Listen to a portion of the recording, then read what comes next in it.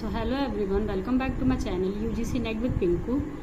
जितने भी स्टूडेंट जो यूजीसी नेट के लिए प्रिपेयर कर रहे हैं या जो अपकमिंग आपका जो है दिसंबर वाला वो एग्ज़ाम देंगे यूजीसी नेट का, स्पेशली कॉमर्स सब्जेक्ट से, तो उनके लिए मैं एक सीरीज़ लेकर आई हूँ जहाँ पे मैं जो है वो आपके कॉमर्स के मोस्ट इंपॉर्टेंट टॉपिक्स को कवर कर रही हूँ। तो उसमें से 3-4 टॉपिक मैंने ऑलरेडी कवर कर दिया है। अगर आपने वीडियो नहीं देखा तो प्लीज़ मेरे चैनल पर देख लीजिएगा। आज का हमारा टॉपिक है वो है अकाउंटिंग प्रिंसिपल। तो चलिए स्टार्ट करते हैं। सबसे फर्स्ट आपका आता है business entity concept. Business entity concept आपका कहता है this concept says that business and its owner are separate entities. इसका मतलब जो बिजनेस का मालिक है और बिजनेस, इन दोनों की अलग अलग सेपरेट एंटिटीज हैं। मालिक और बिजनेस की एंटिटी जो है वो सेम नहीं हो सकती। Second one is the owner as a creditor of a company only the extent of the capital contributed by him to the business. जो ओनर है आपके बिजनेस का वो एक क्रेडिटर हो जाता है जब वो उसमें और कैपिटल जो है वो कॉन्ट्रीब्यूट करता है। All the transaction of the business are recorded from the point of view of business not the businessman. जितने भी ट्रांजेक्शन हम लोग रिकॉर्ड करेंगे वो आपका पॉइंट ऑफ व्यू बिजनेस से होगा, बिजनेसमैन से नहीं। This concept separates the personal transaction of the owner from the business transaction. इसका मतलब ये है कि जो भी आपका बिजनेसमैन है और जो आपका बिजनेस है उसमें जो बिजनेसमैन के पर्सनल ट्रांजेक्शन है वो हम लोग बिजनेस में रिकॉर्ड नहीं कर सकते। सेकेंड है आपका गोइंग कंसर्न कॉन्सेप्ट। ये आपका कॉन्सेप्ट कहता है the entity is viewed as continuing in business for a foreseeable future. It works under expectation that the business has neither the intention nor the end nor the need to close its operation in near future. Going concern concept आपका कहता है कि business को जो है हम लोग ये एक्सपेक्ट नहीं करते हैं कि आने वाले टाइम में जो है उसको बंद करना है।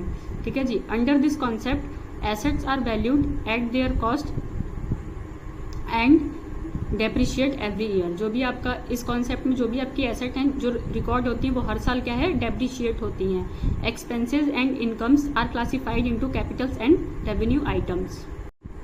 थर्ड जो है वो आपका आता है money measurement concept. Money measurement concept आपका कहता है only those transactions which can be expressed in terms of money और money worth are recorded in the books of the accounts. इसका मतलब जितने भी आपकी ट्रांजेक्शन है जो कि मनी के टर्म में एक्सप्रेस कर सकते हैं वही केवल अकाउंट्स के बुक में जो है वो रिकॉर्ड होगी। Transaction and events which are non monetary if they affect the business are not recorded in the books. जितने भी ट्रांजैक्शन और आपके इवेंट्स हैं अगर वो लोग बिजनेस पे इफेक्ट डाल भी रहे हैं तो भी वो जो है बुक्स ऑफ अकाउंट में रिकॉर्ड नहीं होगा, क्योंकि वो मनी के फॉर्म में जो है वो एक्सप्रेस नहीं हो सकता। जो भी जितनी भी आपकी ट्रांजैक्शन जो मनी के फॉर्म में एक्सप्रेस हो पाएंगी वही केवल आपके जो है इस कॉन्सेप्ट में रिकॉर्ड होंगी। नेक्स्ट है आपका कॉस्ट कॉन्सेप्ट और हिस्टोरिकल कॉस्ट कॉन्सेप्ट। चलिए देख लेते हैं ये इसमें क्या है। Assets are recorded at the cost at the time of its purchase and its value shall be reduced systematically by charging depreciation. The value at which the access the assets are recorded in the books is known as the historical cost और acquisition cost. This helps to keep the statements free from personal Beas और judgement. ये आपका कहता है जी कि जो भी आपका एसेट है वो रिकॉर्ड होगा जिस टाइम पे आपने परचेज किया था उसी वैल्यू पे, और उसी वैल्यू पे जो है हम लोग हर साल क्या है डेप्रिसिएशन जो है वो आपका चार्ज करेंगे। नेक्स्ट आपका आता है डुअल एस्पेक्ट्स कॉन्सेप्ट। ये आपका कहता है this concept is based on double entry system of book keeping which means every transaction have two aspects debit side and credit side. Due to this the total debit amount always equals to the total credit amount, यानी total assets are equal to total liabilities. Dual aspects concept आपको कहता है कि हर एक transaction के जो है वो दो साइड होता है, एक आपका डेबिट एक जो है आपका क्रेडिट। इसी की वजह से जो आपका अमाउंट है वो ऑलवेज इक्वल होता है एसेट्स और लाइबिलिटीज का। Debit amount always equals to the credit amount.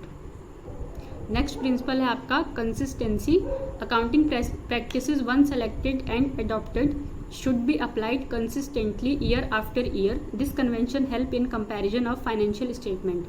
It does not mean that accounting principle once adopted can never be changed. They can be changed if the change is desirable. Consistency concept आपका बोलता है कि जो भी हमने practices accounting practices को एक बार select कर लिया उसको हम लोग जो है ईयर आफ्टर ईयर अप्लाई करने वाले हैं, कंटिन्यू करने वाले हैं। इसमें हम लोग चेंज नहीं करेंगे। हाँ, पर ऐसा नहीं है कि एक बार जो हमने प्रिंसिपल अडॉप्ट कर लिया उसको हम चेंज नहीं कर सकते, चेंज करेंगे if the change is desirable. Next जो प्रिंसिपल है वो है आपका disclosure. This is also known as the full disclosure principle. All information should be fully and fairly disclose the financial statement. The companies act makes ample provisions for disclosure of essential information. Disclosure principle आपका ये कहता है कि जितने भी आपकी transaction है वो आपका फुल्ली और फेयरली रिकॉर्ड होनी चाहिए, फाइनेंशियल स्टेटमेंट में कुछ भी छुपाना नहीं है। नेक्स्ट कॉन्सेप्ट है आपका conservatism. This concept state that we should not anticipate a profit but provide for all the possible losses while preparing financial statement. This convention understates the assets and overestimates the liability. Conservatism principle आपका बोलता है जी कि जो भी है आपका business start करने से पहले आपको अपना प्रॉफिट नहीं एंटिसिपेट करना है, बट आपको जो भी लॉस है उसके लिए आपको पहले से रेडी रहना पड़ेगा। ये नहीं कि बिजनेस अभी स्टार्ट नहीं किया तब तक हमने पहले प्रॉफिट जो है वो सोच लिया कि प्रॉफिट होगा, लॉस नहीं होगा। हमको पहले से लॉस के लिए तैयार रहना है, बट प्रॉफिट को एंटिसिपेट नहीं करना है। नेक्स्ट प्रिंसिपल आपका है materiality. According to this convention, accountants should record only those items which are material and ignore all insignificant items.